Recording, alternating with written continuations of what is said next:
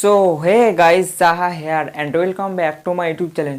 Guys আজকে আমি ভিডিওতে দেখাবো আপনি আপনার ফেসবুকে ফলোয়ার্স অপশান কীভাবে চালু করবেন। তো গাইজ আমি দেখাবো, তাই গাইজ ভিডিওটাকে কন্টিনিউ দেখতে থাকবেন আর ভিডিওতে একটা লাইক করে দেবেন। চ্যানেলে যে নতুন এসেছেন সাবস্ক্রাইব করে পাশে থাকা বেল আইকন অল সেট করে রাখবেন। এর সাথে আছে সাহাটেক। চলুন ভিডিওটি শুরু করা যাক। গাইজ প্রথমে আমি ফেসবুকে চলে আসছি, তারপর এখানে আমার প্রোফাইলে চলে যাব।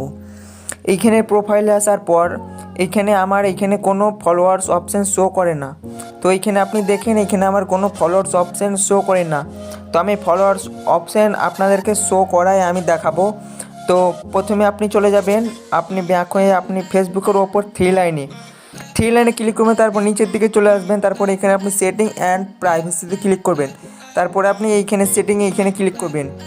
এইখানে ক্লিক করার পর এইখানে নিচের দিকে একটু চলে আসবেন, আপনি এই সরিয়ে এখানে ফলোয়ার্স অ্যান্ড পাবলিক কন্টেন্ট এইখানে আপনি এইটাতে অন করবেন। তারপরে এইখানে আপনাদের ফলোয়ার্স অ্যান্ড পাবলিক কন্টেন্ট এখানে ওপরে অপশান লেখা আছে, এখানে হু ক্যান ফলো মি এখানে লেখা আছে। তো এইখানে লেখা আছে এইগুলোকে আপনারা প্রত্যেকটাকে পাবলিক করতে হবে। তো এইখানে আমি প্রত্যেকটাকে পাবলিক করব। তো এইখানে প্রথমটাকে আমি পাবলিক করে দিলাম, তারপরে এটাকেও আমি পাবলিক করে দিলাম, তারপরে এটাকেও পাবলিক করে দিলাম, তারপরে এটাকে এভরিওয়ান করে দিলাম, তারপরে এটাকে পাবলিক করে দিলাম। তারপরে এখানে কমেন্ট র্যাঙ্কিং এখানে এটাকে অন করে দেবো। তারপরে এটা ফেসবুক প্রিভিউ এটাকেও অন করে দেবো। অন করার পর আপনি আবার ব্যাক হয়ে চলে যাবেন আপনার প্রোফাইলে চলে আসার পর এখানে আপনি এডিট প্রোফাইলে চলে যাবেন। এডিট প্রোফাইলে চলে আসার পর এখানে আপনি ডিটেলস অপশান দেখতে পাবেন, এখানে এডিটে ক্লিক করবেন। এডিটে ক্লিক করার পর এইখানে আপনারা নিচের দিকে চলে আসবেন, একদম শেষের দিকে চলে আসবেন। এখানে ফলোয়ার্স অপশান আপনার শো করছে। তো আমার এখানে 366টা ফলোয়ার্স হয়ে আছে। তারপরে এটাকে টিক করে দেবো।